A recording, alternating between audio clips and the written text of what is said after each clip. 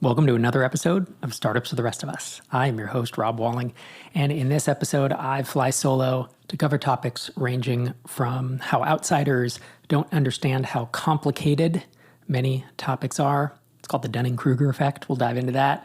Another one is answering the question of, isn't marketing just convincing someone to buy the stuff I've built? I'm going to talk a bit about how the idea that there's no one right answer for how to grow your company is a flawed and potentially dangerous statement, and might even get into another topic or two depending on time. Before we dive into the episode, MicroConf Europe has sold out. We have sold out all of our events for the past few years, and I'm looking forward to being in Istanbul in less than 2 weeks with everyone who decided to buy a ticket. If you want to get notified when tickets for our next event goes live, head to microconf.com/events and get on our mailing list so you're the first to know when tickets are available. I expect our events to continue selling out. So if you want to join me and a couple hundred of your favorite bootstrapped SaaS founder friends, head to microconf.com/events. In addition, MicroConf mastermind matching applications are open. If you're tired of tackling big challenges and making critical decisions alone, imagine having a hand-selected group of peers who really get it. These are people who understand the highs, the lows, and the late nights of being a founder because they're living it too. Together, you push each other forward, keep each other accountable, and you share honest feedback you won't find anywhere else. That's what you get with MicroConf Mastermind Matching.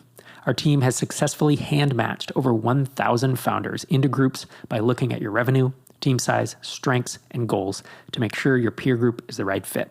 In addition to matching, we provide an 8-week curriculum to help you get started, because those first few meetings can be awkward.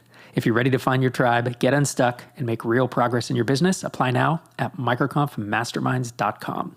Applications close September 24th. And with that, let's dive into our first topic.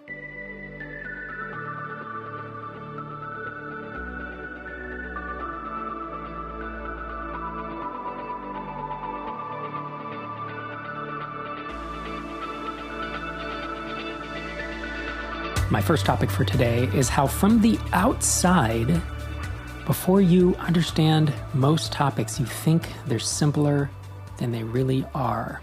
The biggest mistake I see a lot of developer founders make is they assume marketing is just something that you can learn in a weekend, or they assume it's posting on Twitter, or they assume it's something I can read a book and suddenly I'm an expert in it. The thing I want you to think about is, how long did it take for you to become a junior developer and a mid-level developer and a senior developer? And whatever level you're at now, look back 2, 3, 5 years and think how much better you are today than you were a few years ago.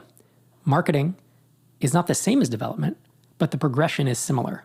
An entry-level marketer with 0 to, 6 to 12 months of experience is comparable to an entry-level software engineer with 6 to 12 months of experience. Now think about that engineer, even with AI, and how dangerous they can be to your code base, how much they don't yet understand because they don't have the experience. They don't know what they don't know. That's the same with marketing and sales, any type of motion that gets your product into the hands of your customers and gets them to buy. And this phenomenon of looking at a topic and assuming it's simpler than it is just because you've never done it is called the Dunning-Kruger Effect. And it's a cognitive bias where people with low knowledge or skill in a domain tend to overestimate their competence, while those with higher competence are more likely to underestimate their relative ability because they know how complex it really is. I remember writing code when I was 8 years old, and I stopped around 13 probably, when girls and sports caught my attention. But then when I took a coding class in college, I remember thinking, I'm really good at this because I did it for all those years. I had no idea how complicated not just writing code is, but software engineering and architecture and maintainability, scalability, security, all the things you don't think about when you're hacking away, speaking basic to your Apple in a 700-line piece of spaghetti code. There's a graph that's often used to illustrate the Dunning-Kruger effect. And there are a couple points on it that are named. It's kind of funny. The first is the peak of Mount Stupid. And this is where early learners, like I was when I was 13, or maybe taking that first course in college, early learners feel overconfident because they know a little and they feel like they know all of it. Early software engineers feel this way. senior developers who look at marketing feel this way. And maybe these days, senior marketers who look at software development feel that way because of AI. I'm not sure, or no code or whatever, that they are overconfident that it's just not that complicated. I mean, I do think a lot of people come into the SaaS world and they come in with this assumption of like, well, I've sold products before. I used to sell info products. Therefore, I can start a SaaS. And there's a reason that I talk about how SaaS is one of the best business models, but it is one of the hardest company types to start.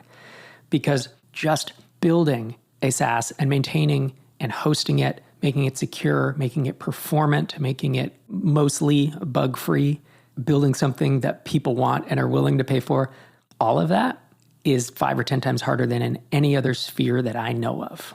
And maybe that's my own Dunning-Kruger effect, because have I launched a consumer packaged good, a toothpaste that would go on the shelf at Target? No, I have not. But I do know that one of the biggest mistakes I see of folks entering the SaaS space who have had success in other realms is they overestimate how easy it's going to be. SaaS is just another product, right? If I used to sell ebooks and courses and I made $1 million doing that, I mean, this is going to be easy. SaaS is subscription. Write some code, hire a developer to do some stuff, and then sell that. That's not how it works.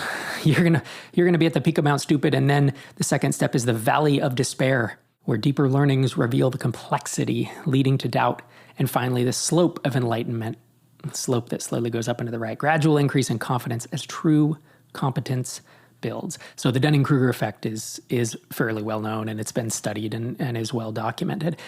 And so marketing is complicated, and it's likely going to take you years to learn. You can't just build something and then ask, how do I market this? Especially if you've never done it. It fucking drives me insane to be on X, Twitter, and Reddit and to see over and fucking over, are you kidding me? Developers posting, saying, I built this thing, now how do I market it? Or I built this thing and no one's buying it, what do I do now? Or I'm a developer, how do I learn to market? Can you just read any of the prior art on this? Like read the SaaS playbook, listen to this podcast, follow Arvid Kahl, listen to things Ruben Gomez says, follow Derek Reimer, listen to Jason Cohen, Heaton Shah, Dharmesh Shah. There's a lot of folks. Look at almost any microcomp speaker who's been a founder, and they're saying things like, yeah, this is hard. Learn how to do it, or find a co-founder who knows how to do it. This is, again, not something you can necessarily hire out very easily, if at all. Similar to how Derek Reimer and I talked just a few episodes ago about how hard it is to be a non-technical founder in SaaS. It's also challenging to not have marketing background, but it is surmountable. At Tiny Seed and across microcomp and startups for the rest of us, we do see solo technical founders who can make it work. And usually they learn one marketing approach well enough to get themselves where they need to go. And that may not get them to millions in ARR, but if you're a solo founder and you build something and maybe get a little lucky with marketing, or maybe you know how to write articles and they catch in ChatGPT or in Google, then can you get to 10K, 20K, 30K a month? Yeah, you can. But that doesn't necessarily mean you know marketing. It means that you have learned one tool on the tool belt. I often describe my early days of learning how to market and sell software as being a highly technical founder who had, 7 years of professional development experience. So I was considered a senior engineer and I didn't know anything about marketing or sales. And slowly I learned it. I learned it one piece at a time. And first it was at content and SEO. And then it was pay-per-click ads. And then I did display ads. And I learned copywriting in that. At a certain point I learned audience building. I slowly built out the tool belt. And each one of those took me at least a year to learn. And so as a developer, or as someone maybe who had, even if you're not a developer, as someone who is thinking about building, launching, growing a SaaS, you do need multiple skill sets. And I talked a while back about the hierarchy of skills in being successful in SaaS. And I actually don't remember my exact order, but coming up with it again. Let's see if I match. This is a test to see if I match. I think number 1 and 2 were like marketing and sales. Number 3 was product. Product might have been 2, actually. And then the bottom one was actually writing the code. And, that can be tough to hear when you're a developer and you're like, well, it's SaaS. I know how to build a SaaS. But do you know what to build?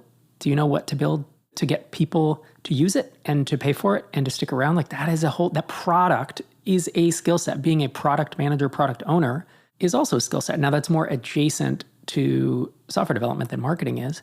But each of these things are things that you will have to master. And that's one of the reasons why launching a SaaS is hard. a lot of hard decisions with incomplete information. And you just should not assume that marketing or product are easy just because you don't understand how complicated they are. And as a final note, marketing being difficult is really why I coined the stair-step method, right? It's why I came up with that whole framework. Also because SaaS is complicated. So it's both of those things. SaaS is technically complicated and the marketing is complicated. Like it's the worst of both worlds. That's why it's hard. That's why it's so valuable, because it's hard to do. And if you stair-step your way up by being in an app ecosystem, and we list 70-something of those, just go to Google and type in microconf SaaS app ecosystems, SaaS app marketplaces. It'll get you there. It's the first result. And we have 70-something of them. And what that does for you is if you can get it to one marketing channel where you're just in the App Store and you're getting your flow from there. So maybe it's the iOS App Store, maybe it's Shopify, maybe it's Heroku. You can, for now, just learn all the other stuff around SaaS. And you don't have to build a standalone SaaS app. You can write a much simpler add-on or extension of an ecosystem. So you don't have to start from scratch and do all the complicated, scaly security, all the things of building an app from scratch. A standalone SaaS app and marketing it as standalone, you're doing it on hard mode. And I've done it. People do it. A lot of tiny C companies do wind up doing it. But if you've never done it and you really don't have much experience with it, it's definitely an uphill battle. My second topic is a quote. And this is a bit of it's a straw man. No one has actually said this quote, but I see this sentiment online. Maybe it's indie hackers or developers who want to build stuff but don't want to market it. And this quote is, even if marketing is hard, isn't it just convincing someone to buy the stuff that I've built? I'm going to build a thing and then just convince people to buy it. No, it's not. And you're starting backwards if you're going to do that, especially if you're doing SaaS. Here's the thing. If I was going to launch a toothpaste brand, well, right now it's a commodity. And so I'm going to build a brand around toothpaste. Or if I'm going to start a gin brand or mezcal, I'm going to go to some famous person because that's what seems to work these days. But you're going to build a brand around that because with those products, these consumer packaged goods, it's really about making people talk about it. It's about pitching it to the bars, and then it's about getting on the shelves. And those things are hard, but we know that people are going to use toothpaste and consume gin and mezcal. If you go off and build a SaaS tool that is a new thing that you had an idea about that connects these two things, you don't know if anyone needs that. You don't know if anyone wants it. And even if they do, you don't know if anyone will pay for it. Good marketing will just make a bad product fail faster. That's a bastardization of a quote that I believe is either from Ogilvy or from Eugene Schwartz, who are two advertising folks. They're kind of the madmen of 1950s and 60s. Good marketing will only make a bad product fail faster. And bad product doesn't necessarily mean the quality is bad. It might just mean it's a product that no one cares about and no one wants. Especially with SaaS, you can have an audience and market really well and get a lot of people using your product. And if you haven't solved a desperate pain point and you do not have product market fit, they will bleed out and churn will kill your product and you will plateau very early. This is exactly what happened with Drip in the early days when all Drip was an email capture widget and an email sequence. And that's all it did. And we were trying to charge $50 a month for it. And people were like, I can cobble this together with other tools. And we plateaued. And I put all my marketing energy behind it. Hit the audience, hit the Facebook ads, hit all the places, and got it up to, it was about $8,000 a month of MRR, which, hey, that's not bad. But then it plateaued and churn was very high. It was 12 to 15%. And we just sat there because we hadn't built something people want. And my good marketing had just made a bad product, quote unquote, fail faster, plateau faster. To me, that was a failure. I did not want to build another product to $8,000 a month. I wanted this to be a $100K, $200K a month at least product. I still wanted it to be a lifestyle business at that point. I was not even thinking about growing it and that it had the potential to do what it did. But realized that marketing a product no one wants isn't helpful. And trying to add marketing as an afterthought is like trying to add virality as an afterthought. It doesn't work. Now, the confusion comes about because with consumer packaged goods, that can work. With e-com stores, that can work. You can have, you can be drop shipping funky lamps and you can run ads on Facebook or Meta or whatever, and you can make money that way. You can put them on Amazon. There's the Amazon FBA, Fulfillment by Amazon crowd, where You can just figure that out. It's just marketing a thing that already exists. With info products, it is, right? As long as you pick a topic, maybe you have an audience, ideally you have an audience, but maybe you don't. And maybe you write a book about how to do X, how to become a dental technician, or how to make money online. God forbid, please don't do that. Well, then you can just sprinkle marketing on and be like, I'm going to try to make people find this. So I'm going to go into Amazon. I'm going to set up a website. I'm going to put it on Gumroad. I'm going to do SEO. I'm going to try to get people to find this thing. And if they buy it, that's all there is. But with SaaS, that's not the way it is, because people can churn. They can cancel. And people don't stay with tools. They don't keep paying for tools that they're not using. And with info products, a huge percentage, let's say 80+% of folks who buy your info product, they never use it and it doesn't matter and you never hear about it. Now that sucks, but it's the reality. If someone's not using your SaaS, they cancel. And that's why so many people, these founders, these aspiring founders, the indie hackers, the folks who are trying to just build what they want, scratch their own itch, not do validation, not think at all about marketing until every line of code is written. That's why they're wasting their time and they're not having success. With SaaS, you have to build something people want and are willing to pay for. You can't just promise a result.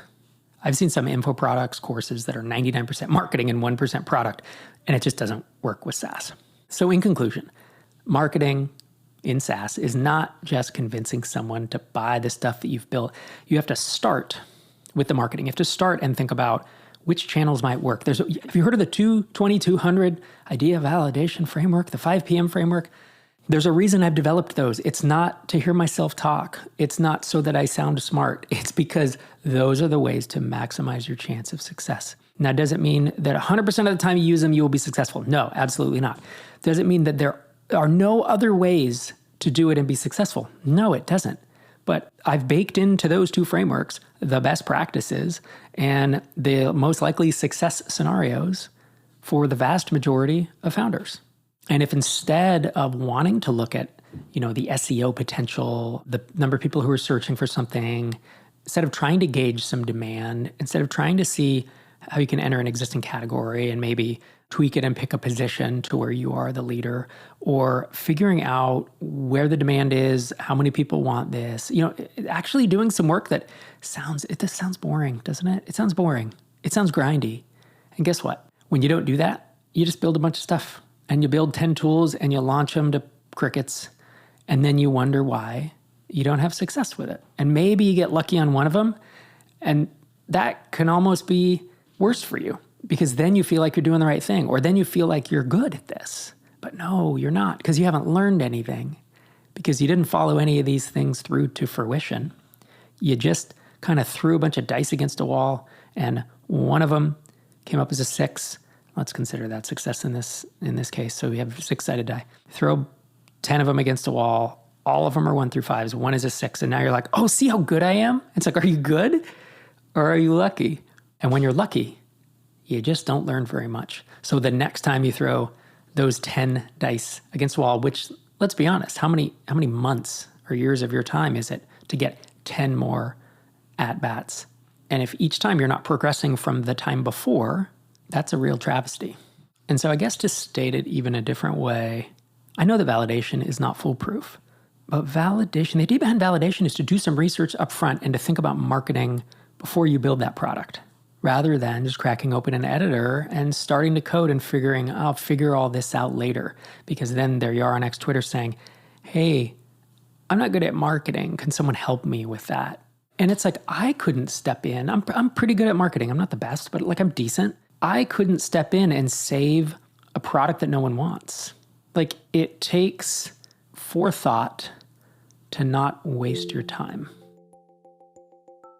Is your engineering team stretched too thin? Gearhart provides growing companies with AI-powered engineering talent that ships 2 times faster. CTOs and engineering managers trust them to deliver critical features end-to-end with minimal oversight, whether it's fixing scaling failures, broken integrations, or system instability. With 13 years of experience building sophisticated B2B platforms, they plug in fast and deliver results. They've helped build platforms like SmartSuite, which has scaled to thousands of organizations, including industry giants like Capital One. Book your free strategy session at gearheart.io and mention this podcast to get 20% off discovery or embedded engineers for your team. That's gearheart.io. My next topic is addressing a sentiment that I have heard online a few times. The statement is, there's no one right answer for how to grow your company. And that statement is true. There is no one right answer. The problem is, the sentiment behind it is dangerous because the implication of that sentence is, therefore, the next sentence is, therefore, all paths are equally viable. And you know what? Inevitably, do whatever fits your style because there are no right answers. There's no one right answer. That is a dangerous and catastrophic conclusion to draw. So again, that statement on its own, there's no one right answer for how to grow your company. That's true. But I tell you what, let's say there are 1,000 possible paths to grow your company. There's probably 5 or 10 that are really, really good. Maybe even less than that. There's probably 3 that are optimal. And there's probably another 5 to 7 that'll do an okay job. And then there's probably 990 that will get you nowhere. And you can see this pretty plainly by going on social media and seeing how many people are failing all the time. And they're failing in different ways. There's a lot of ways to fail. There are only a few ways to succeed, and there are even fewer ways to, say, catch lightning in a bottle. So to have great success, to have that Cinderella story where things grow very quickly. And so why is it important to understand the subtlety of this? Because I don't want you, dear listener of Startups for the Rest of Us, to be under the illusion that, since there's no right answer, I can just do whatever I want and whatever fits my style. You know, that the whole thing about validation, like talking to customers and like thinking about demand and, I don't know, seeing one idea through to fruition. Even though Rob and Jason Cohen and Laura Roeder, Heaton Shaw, Ruben Gomez, other successful founders, even though they say that's pretty much the way to do it, like there is probably 98% of the time that's the right way to do it. And throwing a bunch of things at the wall and seeing what sticks is pretty catastrophic, and you don't learn from it, and it's just unlikely to actually bring success, even though they say that just doesn't fit my style. That doesn't fit my style of the way I want to work. And I think you're doing yourself a disservice if you believe that and if you invest your time in that, because each of us not only has so many minutes on this earth, but we all have opportunity cost. It's not just about the time. It's about what else could you be doing with that time? Could you be spending it with your significant other, your good friends, your kids? Could you be walking the wall around Dubrovnik and gazing out at the Adriatic Sea and having an amazing time instead of hacking away on your 9th idea that you're going to throw at the wall because you don't want to shift your own mindset in how these companies can be successful? It's interesting. I'm in a few private founder groups that go way back. I'm in a handful of them. And I will sometimes see a founder struggling with a decision, and they will ask for feedback about, hey, should I do this or that, or is there another option? And oftentimes there is a general consensus. It's not everyone saying the same thing, but I'll see frankly, the more successful founders generally agree on you should probably go with A, and if you go with B, here's the pros and cons, blah, blah, blah. It's not that everyone thinks the same way. It's not that all successful founders got there through the same path. But the more you do this and the more you pattern match it to success and failure, the more you do get a sense of things that generally work. It becomes that gut instinct. And there are outliers with this. I mean, I'll be honest, like Jason Cohen, for example, will come in. He's not in these groups, but I'll hear him weigh in on a topic and be like, oh, that was actually a pretty unique and insightful take. He has a very unique perspective, having now grown, I think it's 3 companies and sold 2 for cash. 2 are unicorns, 2 are north of $1 billion. Like, yeah, he's next level. And he's the one that I'll see come up with really unique insights and questions. But generally, a lot of us who have found success will kind of agree on, this is the right direction for you to head. And then, of course, it's up to that founder who has to take that advice or not. But what you don't see is someone asks for advice, and if there's 10 successful people, there be 10 different completely different answers, because, there's no one right way to grow your company. You won't see that. you will see a general consensus of a direction that's usually like, yeah, if we have 100 or 1,000 ways to do it, there's probably 3 that they generally agree on, maybe 2. And this is an added sentiment, I think, of be careful who you listen to online, right? There are some folks who have never had successes, but for some reason, some folks think that they have. There are some folks who've had one success. And if you look at them, they had 10 years of starting, no success, starting, failure, no success, no success, no success, and then eventually were successful. And oftentimes that is either because they got pretty damn lucky and they couldn't do it again, or because eventually they built up such a network and audience that it did kickstart those early days, and they finally still did get a little lucky and hit a gap of a thing that was growing at the right time. Now, I'm not taking luck away from anyone, and I think if you can manufacture luck, manufacture your own luck. But then be careful about listening to that person, because unless you also are going to get lucky, then you're not going to have the success that they do. I like to control the things I can, which are the hard work and the skill part of success. So I tend to follow people who have seen work hard and build up their skills and have generally good intuitions about how to do something, start a company, for example, and how to do it successfully, and then how to do it again.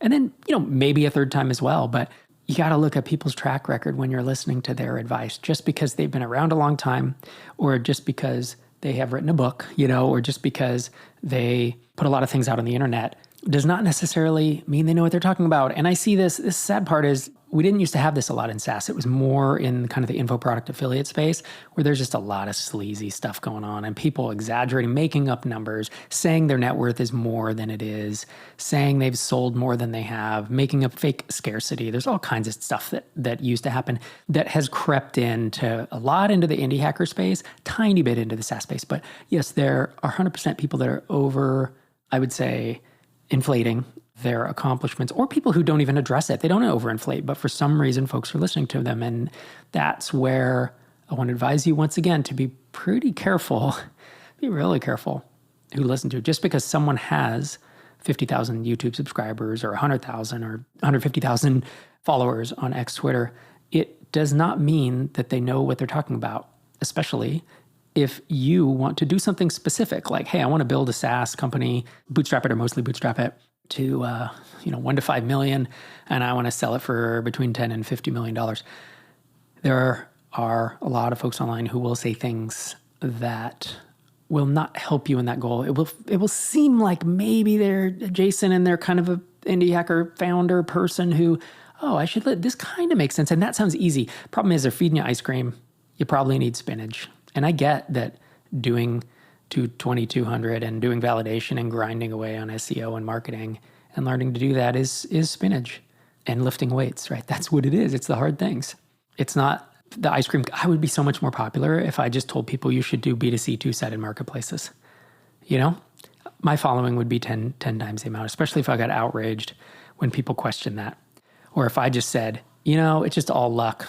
Just go and build and ship. Oh man, do you realize how many more followers I would have and how I could not live with myself, how I would not be able to sleep at night because of that, because I would be doing, I think, such a disservice to folks like yourself who are listening to this. All right, that was a longer rant than I meant it to be, but the end cap of that is be mindful of who you are listening to and be aware that often when faced with a decision within your company, often within your personal life, within trying to grow and build an incredible business, oftentimes it's the more difficult path, the path that has a bigger headwind and more resistance within yourself. That's often the path that you should go rather than shy away from it. Thanks for joining me for this solo episode of Startup for the Rest of Us. It's been great having you here today. I love chatting with you each week. It's been the highlight of my week since March of 2010. I laugh because that's a long time. It's always fun covering these topics, and if you keep listening, I'll keep recording. This is Rob Walling signing off from episode 796.